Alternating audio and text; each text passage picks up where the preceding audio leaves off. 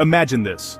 150 million kilometers away, a colossal explosion erupts on the sun's surface, a solar flare. It releases the energy of millions of hydrogen bombs, launching a superheated cloud of plasma, called a coronal mass ejection, or CME, into space. Sometimes these cosmic cannonballs reach Earth in less than a day. When they do, it's not just about beautiful auroras, they can knock out power grids, disrupt satellites, and threaten the technology we depend on. This is space weather, a force of nature that's hit us before and will strike again. Our world runs on a fragile web of electricity and data, making us vulnerable in ways our ancestors never imagined. As we approach the peak of solar cycle 25, the sun is growing more active, and the stakes are higher than ever. But our ability to understand and prepare has never been greater. Satellites like NASA's Solar Dynamics Observatory and the joint NASA-ESA-SOHO mission give us a front-row seat to the sun's storms. We can now see these events as they form, giving us a crucial head start. This is a cosmic showdown, the sun's immense power versus human ingenuity. We're a technological civilization, and that makes us both powerful and vulnerable. Our ancestors worried about cold winters. We worry about solar flares causing continent-wide blackouts. The good news? Science is on our side.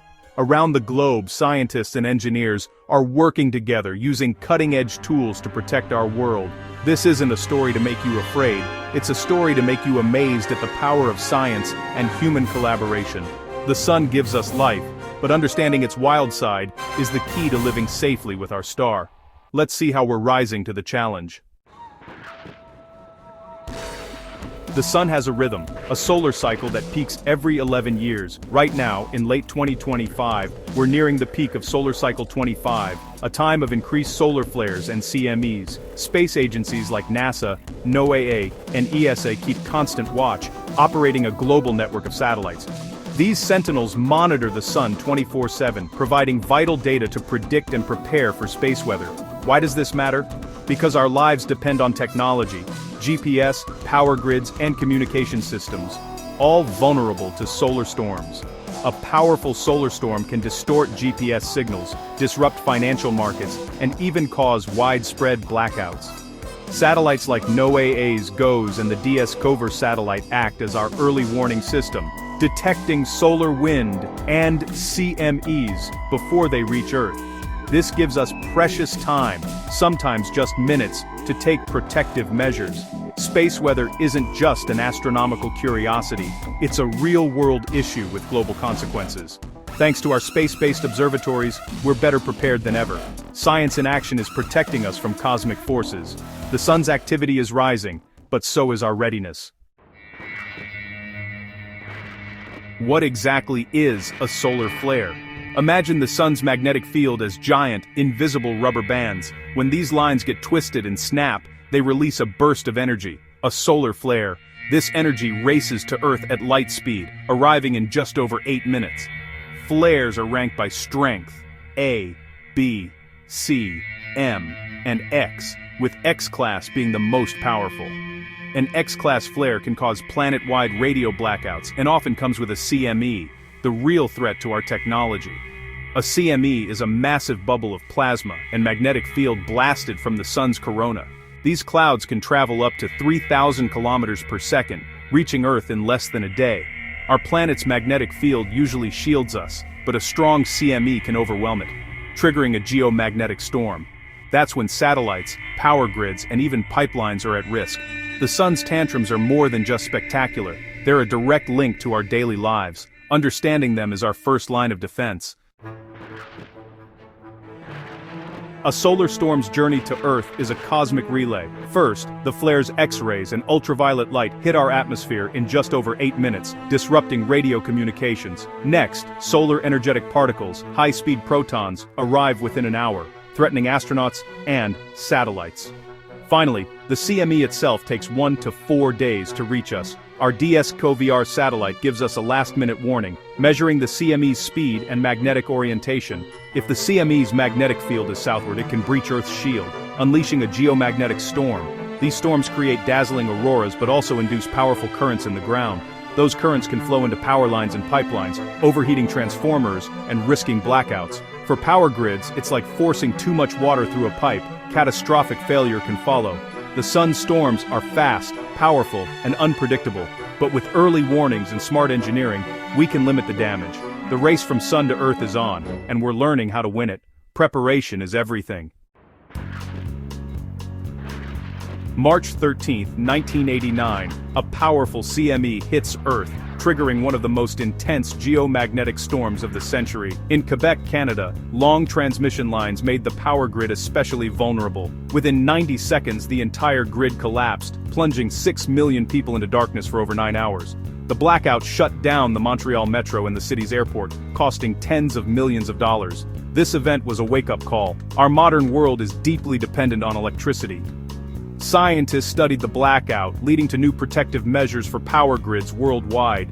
If a storm like this hit today, the impact could be global and the cost, astronomical. The Quebec blackout moved solar storms from theory to urgent reality. Fast forward to the Halloween storms of 2003, 2 weeks of intense solar flares and CMEs. One flare was so powerful it overloaded satellite sensors, setting a new record. Airlines rerouted flights over the poles to protect passengers from radiation. Dozens of satellites suffered glitches. $1 billion Japanese satellite was lost.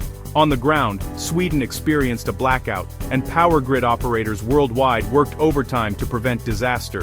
Thanks to improved forecasts and new protocols, a repeat of the 1989 Quebec blackout was avoided. The economic impact was still huge. Hundreds of millions in damages and disruptions. The Halloween storms proved that, with preparation and international cooperation, we can weather even the sun's fiercest outbursts. But they also reminded us, we're not immune to the sun's power. Global teamwork is essential. How do we defend ourselves? We can't stop solar storms, but we can see them coming. Our defense is a network of satellites, our eyes on the sun. SOHO, a joint ESA-NASA mission, has watched the sun since 1995, spotting CMEs as they erupt. NOAA's GOES satellites provide real-time data on solar flares and energetic particles.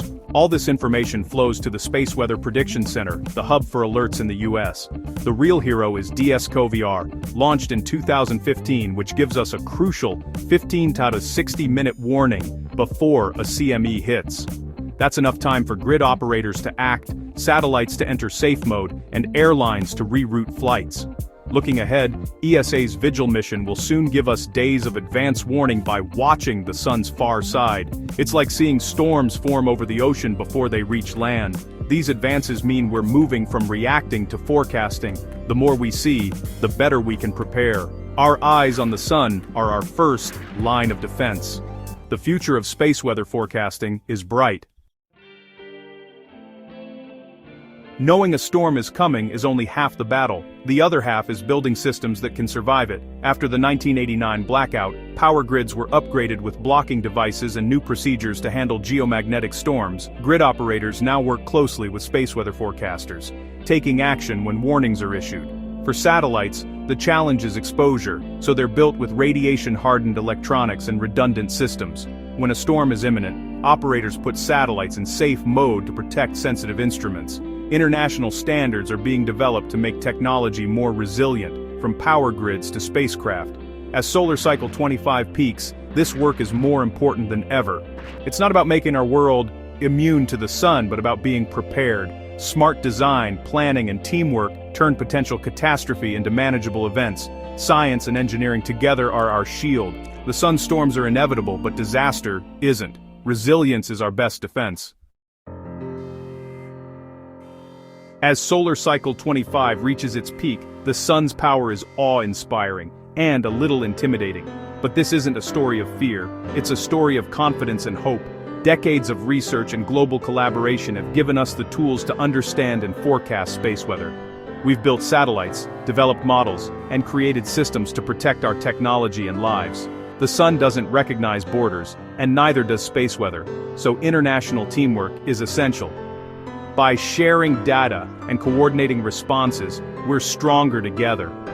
As the sun grows stormy, we look up with respect, not fear. We know the storms will come, but we're watching, ready, and improving every day.